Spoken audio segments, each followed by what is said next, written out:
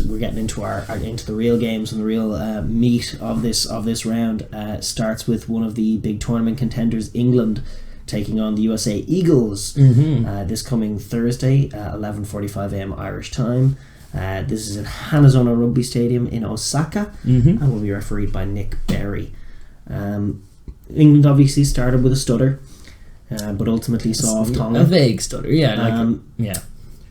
And the Eagles themselves have yet to start. Can they put up a better showing? Can the Eagles? They can definitely put up a better showing than Tonga as far as fitness and organisation is concerned. Like we know that as a tier 2 side, what they brought to the PNC was that bit more structured game, bit of a physical game. They like their set piece, love their offensive maul. Their hooker is their top try scorer, and he's awesome. But a lot of them are maul tries, but also he's a game breaker himself. He'll peel off them, he's a pretty excellent runner of the carrier. Football. He's got running back material all over him, really, isn't he? They have some excitement. Like Aj McGinty is obviously exposed to a lot of Premiership rugby, playing for Sale these days, and playing with Faf de Klerk. He's got a lot of experience. They have quite a balanced, settled side. The question mark and what I fear is that everything they're trying to do, England are a team that put emphasis on those areas as well and do them better. But with the England team that has been named, it's more of a chop and change. It's kind of like your midweek game. They have 2 massive fixtures coming up in the context of their pool with Argentina and France, so they're obviously rotating out a few of their lads, trying to risk them getting broke up in advance. Billy Vunipola isn't one of them. Although Billy Vunipola isn't one of those who's getting that treatment, and to be fair, like you were making the point, he wasn't as effective against Tonga as he was against Ireland in Twickenham. He's had a serious run of games, and a bit of rest working the energy out of him. Yeah, might do him a bit of good, but we don't know. He may look sensational against the US. You don't know. But the US are definitely trying to bring a physical game. They're quite a big team. I would say they have some proper units. Like we're going to be not shocked by the physicality. Joe Taufete'e for one at hooker, a very skilled guy. But even Ben Landry in the second row isn't to be messed with. He wins like in the PNC. He was just routinely in both carry and defence, winning just about every contact he was presented with for the whole tournament.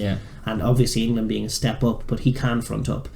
Cam Dolan is the other guy who I would shout out to that back row. He gets some plays off from 8, isn't it? That number 8. Very fine player. I'm a fan anyway of Cam Dolan's, and I would hope to see him get some plays off if things are to go well for the US. And Paul Joyce in at 12 is a really physical guy.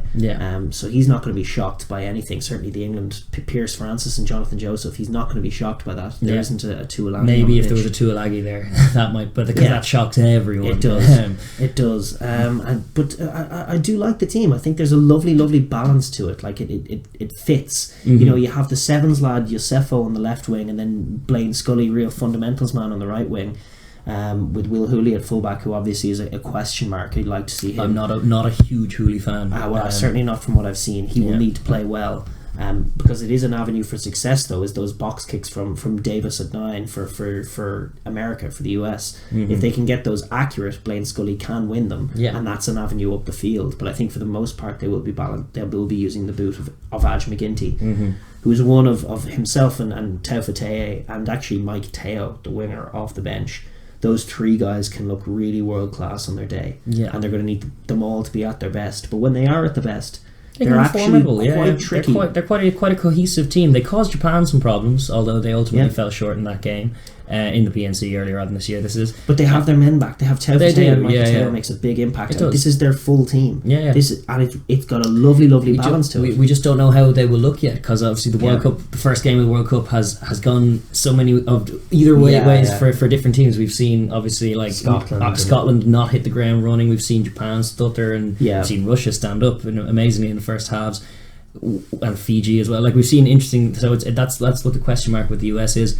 Obviously, with all that said, and then there are avenues. Like there's an avenue for an upset, same as any game, and the US are better placed than most tier 2 sides to put it up to, especially if the team, as England have named, are chop and changed, and maybe if they're lacking a bit of cohesion, there are avenues into the game.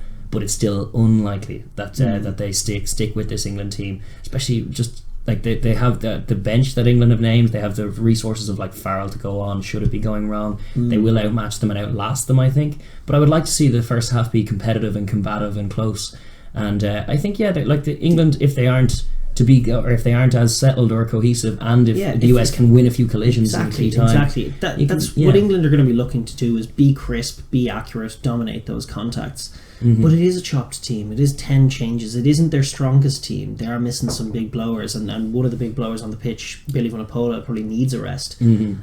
So I can't get the picture out of my head, the romantic picture, and maybe I guess we'll find out how accurate it is, but just assessing the sides against each other, I can't get the picture that the US are actually in this a little bit, and that this is going to be a fun one that might not, maybe if not go the distance, go close to the distance. Interesting. I would love that. We'd love to see a bit more of that in this tournament. We're sort of waiting on the tier 2 sides to hit the ground. Obviously I was very disappointed by Georgia, but the signs were there that was the Georgia we were going to see. And then obviously Fiji not coping at all with the Aussie type 5. Japan stuttering, and it remains to be seen how well they'll go against tier 1. It has not been a great start for the tier 2 side, certainly not for the chances of something similar to the Brighton game last time out. Years ago, yes.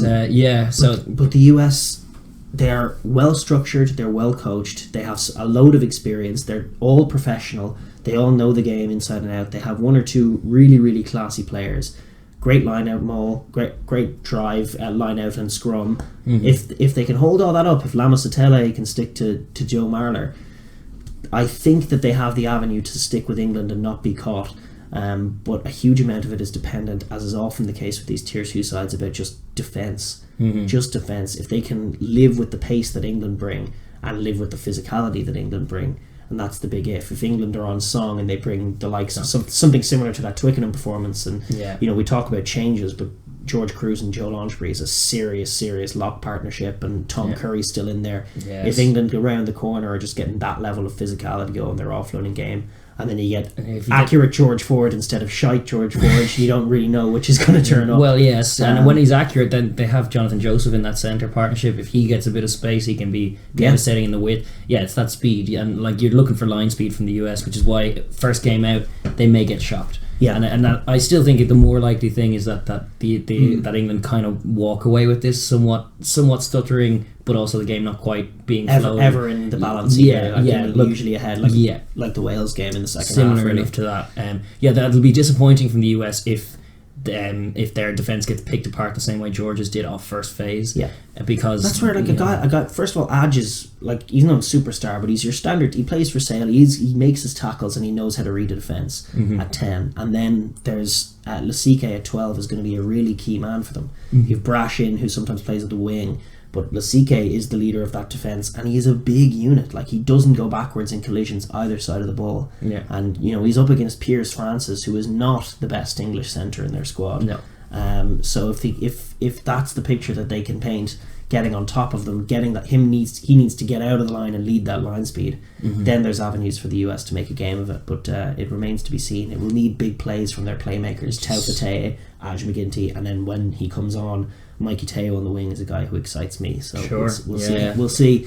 Chances are England win. Well, the other side of the rotating squad is that these guys are pushing to try and get into the main matchday squad with 2 big tests coming up.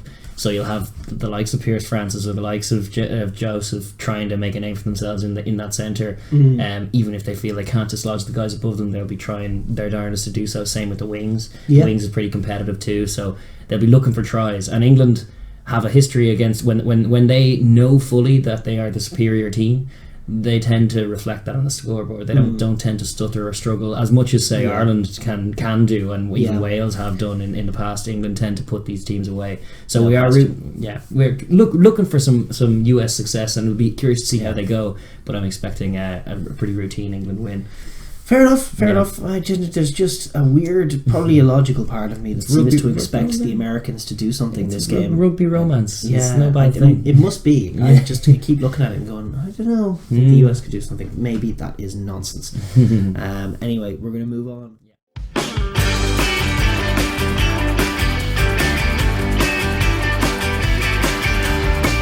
Thank you so much for watching that video. If you want to catch the rest of our Overlap Rugby podcast World Cup content, please subscribe down below and comment as well. We love to hear the chat in the comments, and ring that bell so you get notified for all our new videos. Thanks.